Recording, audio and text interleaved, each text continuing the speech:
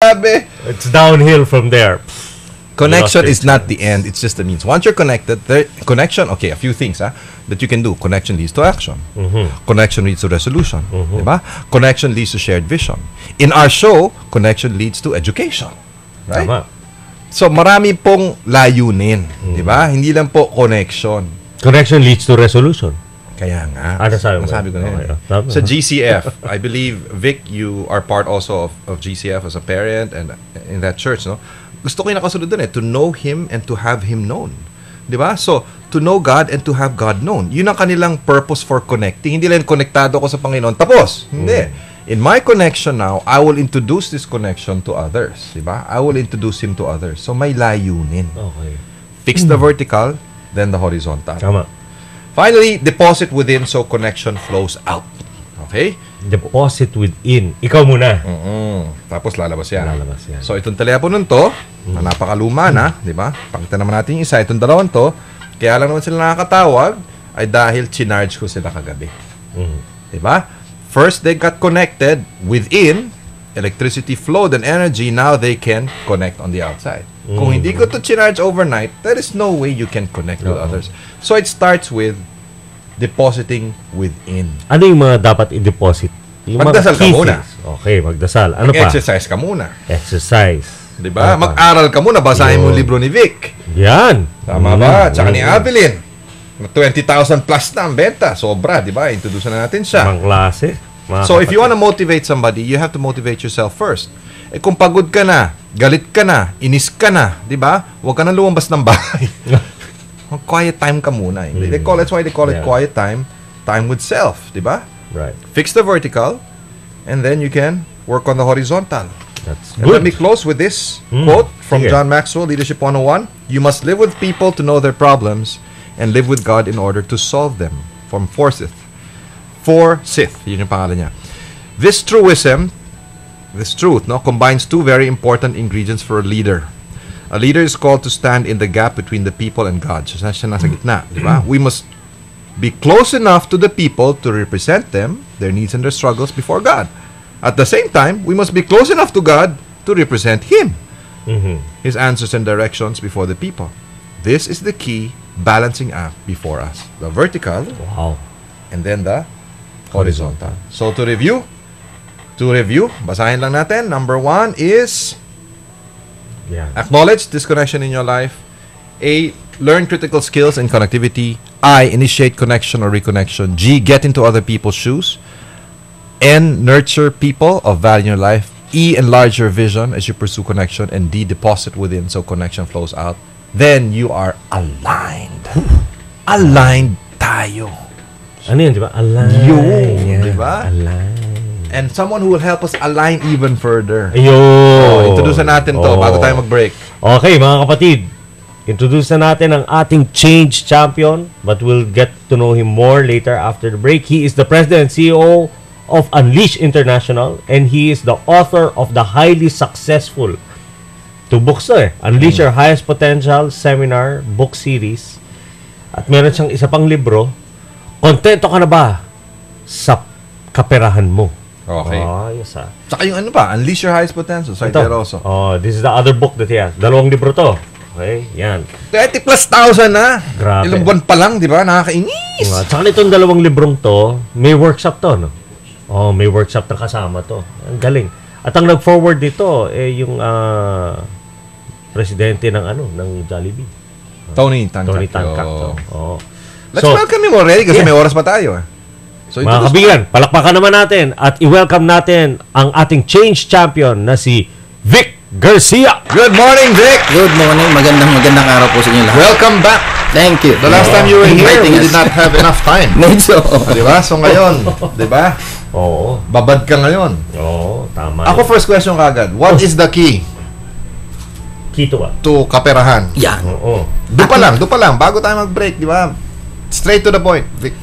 3 bagay tinuturo namin Okay. para sa kaperahan. Una, alamin na muna natin yung problema. 3 lang ang problema. Bakit may problema sa kaperahan? Number 1, lack of knowledge. Oo. Number 2, lack of application or action. And number 3, lack of consistency. Ito yung problema sa lahat ng bagay, hindi na sa pera. So una, hindi alam ang problema. Hindi alam. Hindi ginagawa. Hindi ginagawa. Hindi ginagawa araw-araw.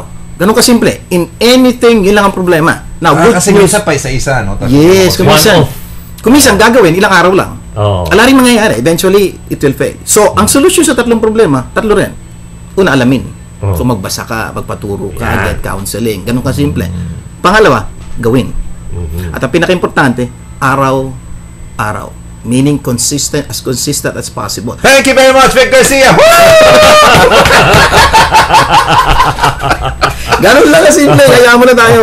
Ganon, ha? Ganun kasimple. Consistency is key, eh. Yun lang? Yan. Yun lang? Hindi, kasi kapatid, alam naman natin, Yun lang nasa libro mo? Yun na yun. makapal to, ha? Marami yan, marami yan. Malalaki yung font, eh. One page yan, one page. No. Hindi, kasi ang problema kasi, minsan mindset ng mga Pinoy, one time, big time. Yes, yun ang problema Ano ba natin. sa sales? Gusto ko yung malaking account. Di pwede. Hindi lang ano yung, ito, pero araw-araw meron. Di ba? Consistency, eh. And if you do something consistently, for what, 31 days? 31, yun yung pag-aaral. Oh, it becomes It will a become habit, habit. eh. Parang ko lang tayo, ba't tayo nabubuhay? We consistently eat and sleep every day. Oh. That's why we're alive. Kaya alam ko na yan eh. Yan ang sasabihin. And dami ng taong alam. Ang Alam ko problema na hindi yan long ginagawa. time ago eh. Ago. I agree with you. Alamin. Gawin. Ulit-ulitin. Ago. Yan. Ang tanong, ano yung gagawin? Yan ang mamaya yung pag-usapan. Yan ang pag-usapan natin. Yan ang maganda, pala. yan ang maganda. Pero ang ganda, no? It's so important that you can simplify an Yes, entire actually. book or a lifetime experience in 30 seconds, di ba? Yes. That's the magic, I guess, no? And I'm sure you did not do this overnight. Yes. Para Pag yan, maituro- mga 20 taong pag-aaral yan Oo bago nga, naabot sa... I'm sure. Yan, I'm sure. actually, most of the testimony we're getting from the book, yun ang idea nila. Yung napakagulong sitwasyon, napakagulong step by step, naging simple. At napakadaling intindihin ng ordinary driver, ordinary taxi driver, ordinary clerk. So, ang dami naming testimony na ako sa Facebook, sa text. Grabe, napakasimple. Mga ordinaryong nanay, ordinaryong tao, tatawag. Sa isang testimony, napakaraming tao hindi mahilig magbasa. Oo. When they get hold of the book, natapos nila in 1 to 2 days. Oo. Yun ang tuwang-tuwa kami, hindi marunong magbasa, hindi mahilig magbasa, pero At saka, nung mahawakan. maganda rin kasi sa libro ninyo, Vic, may illustration, eh. Yes, yan. Kaya engaging siya, eh. Hindi lang yung puro text ba. Maganda siya kasi marami siyang illustration. So, kitang-kita mo visual, eh, no? Actually, inaral namin yung pangangailangan ng Pilipina. Oo. Ako as a person, I don't know with you, hindi ako mahilig magbasa. Some people talagang pinanganak ng oo. may kasamang libro eh. Oo. O, di ba? Ako talagang, pag nakakita akong libro, ayoko. So ano, binabasahan ka ng asawa mo? Ganun ba yan? Hindi rin. Hindi rin. Nilalagay Paano? sa alam ng ulo. Oo, yan. Pag gising ko, alam ko na. May turning point sa buhay ko that caused me to read. So and nabago force din myself yun. to read every day. Okay. So may turning, pero kung ako'y ordinaryo tao na hindi mahilig magbasa. At yun ang dahilan kaya sinulat tong librong to. Yeah. It is designed for people who don't want to read. Mm. Kasi sa mga tao mahilig na magbasa, hindi mo na kailangan encourage eh. They read and read and read. Tama. So ito, dinisign namin, ay magbasa, simulan mo sa manipis. Correct. So pag nakatapos ka isang libro, they go sa mas makapal. Yan, mamaya, makapal na. But you need to start somewhere. Kaya uso sa Pilipinas, comics eh. Oo. Manipis eh. Oo. Gusto nila after few minutes, may natutunan na sila, tapos na. Oo. Yun ang Tama. mga idea natin dyan. Sabi nga ni tama yung guest natin last week si Mohondo, sabi rin niya na gano'n eh, na kailangan magbasa. At saka isang magandang sinabi niya is pag nagbasa ka, read on your interest. Yes. Di ba? Kasi kung pipilitin mo lang magbasa ang isang tao, tapos hindi naman niya interest yung binabasa niya, baliwala rin eh, no? Pero meron ako isang tanong. Kasi yung title ng libro mo, kontento ka na ba sa kaperahan mo? Being content is relative eh. Yes, kaya nga ang tanong ko sa kanya. Kasi yung 1 million for me might be big, but 1 million for somebody might be small. Kaya at the end of the day, wala tayong standard. Sabi. Binasa daw niya yung libro mo cover to cover. Ang galing daw. Oo. Para ka raw konsensya. yan. Yun ba yun? Yun. Para ka Actually, naging konsensya? yun ang gifting siguro sa akin na just bakit Konsensya ka, gano'n? patanong yung aking title ng libro because we want really to disturb the person. Kumusta ka na? Oo. Ano na nangyayari sa pera mo? So when you start asking a question, they start looking for an answer. Yes. So biglang marirealize nila, problema ako. Now, when you acknowledge, yung sinabi mo, acknowledge this connection. dapat lang. When you acknowledge you have a problem, you start learning. Ang problema ng maraming tao, they did not acknowledge na may problema sila. So pag wala kang problema, wala kang solusyon.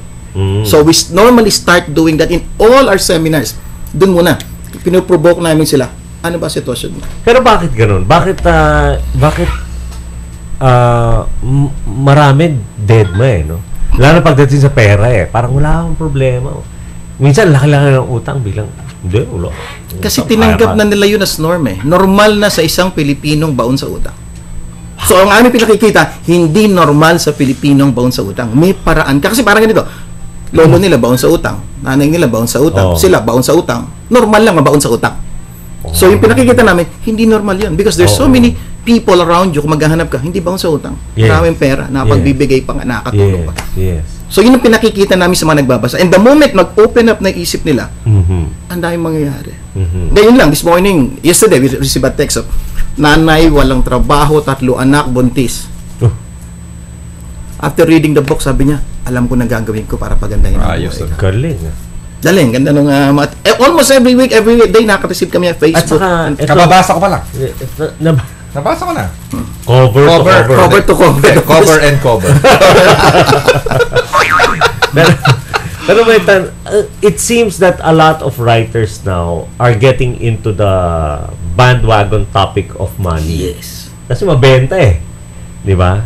Ang tanong, bakit? Okay. Why is it a selling topic now? Number 1, madalas pag-awayan ng mag-asawa, pera. Pag-awayan ng mag-boss, pera. Pag-awayan ng mag-ama, pera. So, it's really a real about money problem. more than any other issue. No, yan. Tama yan. The Bible talks about money more than salvation or relationship. Money. The parable. In the Bible, God only compared Himself with Correct. Which money. Oh. Bakit? Ibig sabihin, gano'ng katindi ang pera. Okay. Kaya kailangan pag-usapan. So, for example, kami bilang mga trainers, mga speakers, tapos may pagka meron kaming ideas on money and how to generate money, maganda rin magsulat kami ng libro about money. Kasi may kanya-kanya tayong audience. Some people will listen to me but will not listen to you. Some people will listen to you but will not listen to me. So sabi ko, the world is so big. Napakaraming taong nangangailangan. Kaya namin gines dito Yes, also they will listen to us both. Oo, di ba? May kanya-kanya sabi. Isang bagay na natutunan ko, we are not created for everyone. We are created for someone. Tama. Meron tayong specific na created Lord. So, doon tayo. Di ba sinabi ko kanina, you value certain people. You nurture people of value. You cannot nurture every person. Hindi naman pwede yun. Si Jesus nga naka-focus. Si Jesus ka, di ba naman sila lahat? Oo nga. Kaya pag may mga... Bumiwalag pa. Yun pala. Kaya yung mga tao gustong ayusin ng buhay ng ibang tao, sasabihin ko, si Kristo nga, hindi naayos lahat ng buhay. Kasi gusto mong daigin si Kristo. Oo nga, So, importante. May kanya-kanya tayong audience sa kailangan makita. Ano yung turning point na sinabi mo na... Okay, turning point ko. Dalawa. Una, I graduated many years ago, about 2 years ago. So, after graduation from college, it took me 2 years to land on my first job. Okay. Alam mo bakit? By choice? No. I tried to apply, then apply and apply. The problem is nobody is accepting me. You know why? Because every time I present my transcript, nobody would want to accept me. I have a very colorful transcript. So, hindi maganda. So, that's the reason why, after looking for a job for 18 months, tumigil na ako magtrabaho, hanap ng trabaho. Because sabi ko, hopeless na, wala nang tatanggap sa akin. Ganon, sir, ang kwento niyan. So, after 18 months, nasa bahay ako, tumambay na lang ako. There was a book, may nakita ako sa bahay. Wala akong magawa. Ito na. Dapat may music. So, yung turning point. Dapat iba na music mo So, hindi nagbago, pero start reading. At sa librong yan, may 3 bagay akong natutunan, hindi ko makalimutan. This is 25 years ago. Tagal na nun. Tagal na, pero memoryado ko pa. Number 1. Bakit hindi ako naghanap ng trabaho? Nawalan na ako ng hope. Sinagot ako ng libro. There are no hopeless situation. Only hopeless people. Wow. So, biglang ako, sabi ko, ako pa may kasalanan ngayon, ha? Hindi na ako naghahanap ng trabaho. So, sabi ko, ginawa ko na naman ang lahat, Nag-apply naman ako. Kaya lang, wala talagang tumanggap. Sumagot yung libro. Sumagot? Kaya maganda pa nagbabasa ko yung libro, kinakausap yung libro, Diba? Sabi ng libro. Kinakalabit ka pa. Yes, yan. Sabi ng libro, if you have exhausted all possibilities, remember you haven't.